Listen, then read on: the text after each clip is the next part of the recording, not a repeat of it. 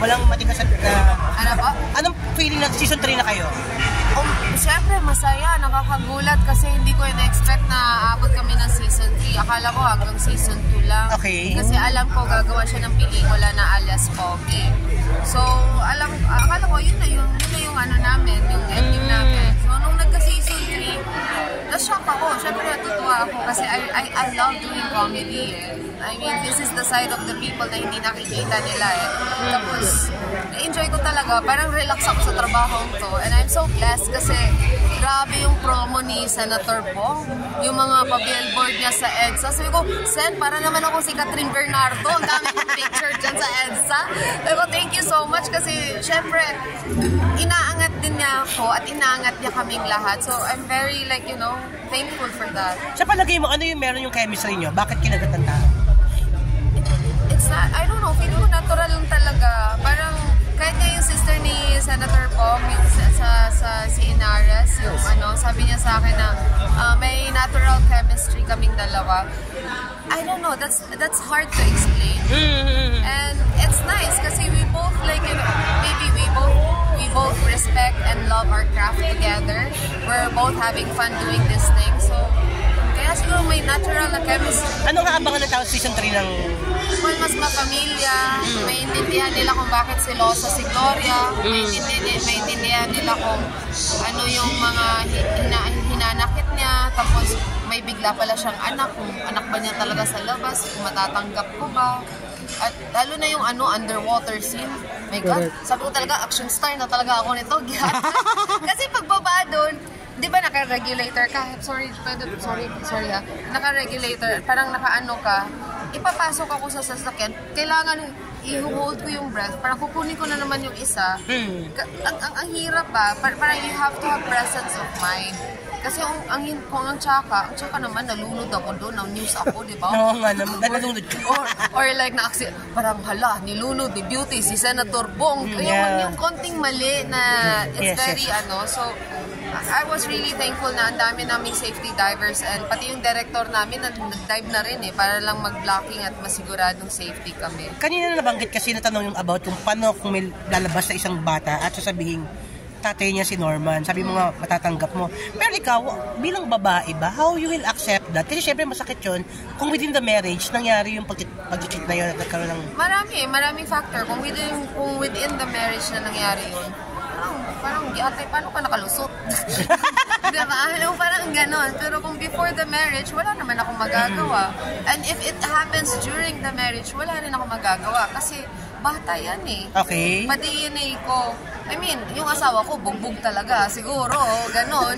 Lahat yata talaga, pistiyawa ka, mamatay ka, giatay ka, ganon. Pero yung bata, mamahalin ko. Kasi tao din naman yan wala kasalanan yun. And then, baka in the future, mamahalin din ako ng bata. Alam mo yun? Bakit ba ako mag-hate? Bakit ang hirap? Tatanda tayo ng ng ano? Pero hindi siya reason sa'yo para tapusin mo yung marriage kapag it's not the reason. makapaghiwalay ka dahil nga ng babae or whatsoever. No. As long as wag mo namang i-maintain.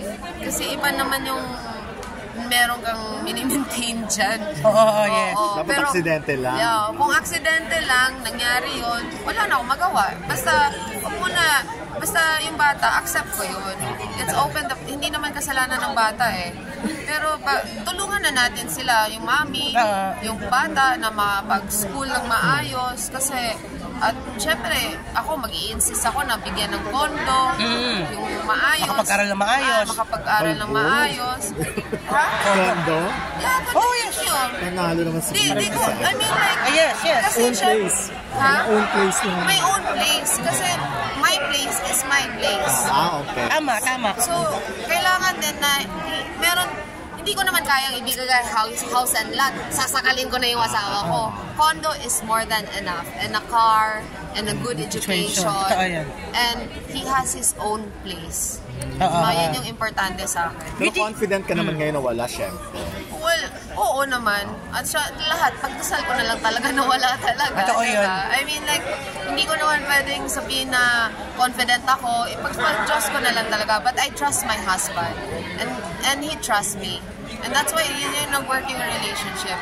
Importante yung trust. Parang bongga naman ng benefits pala. Baka dahil sa sinabi mo, baka maisip ng mga babae, ganun pala si Beauty, so pwede pala. May ka-condo, may sasakyan. May pa-condo. Kailangan mo na natin ipa-DNA test. Para sigurado. Para sigurado. Kasi sa totoo lang, my dad had kids outside. And I know how it feels because I see my step-kid brothers. Kawawa sila. And ako rin, tinutulungan ko sila. Kahit hindi kami buong kapatid, tumutulong ako. And ako, sa akin rin bumabanda lahat eh. Imbis na trabaho to ng tatay ko, hindi niya nagawa. Ikaw na lang maako na lang. Ako maako. So kung mangyari man kay Norman, ayoko naman na si Olivia yung aako. Diba? Okay. I-gets mo yung gano'n. May interview ko kasi sa Past Talk with Tito Boy. You mention na parang nagkaroon ka ng childhood trauma because of your mom. Yes. Nabanggit, ngayong nalaman niya na, napanood niya na, nag-usap ba kayo about that? Oo. Anong sabi niya? Minura ako. Okay. Bakit mo rin kinikuya? Ano sabi niya sa'yo? Ang gusto mo sumikat, wag mo ako isali-sali. Pero sa totoo lang, I love her. May mga nangyari sa kanya sa past na huwag na natin pag-usapan. Yes, Iba yung panahon nila, iba panahon ko.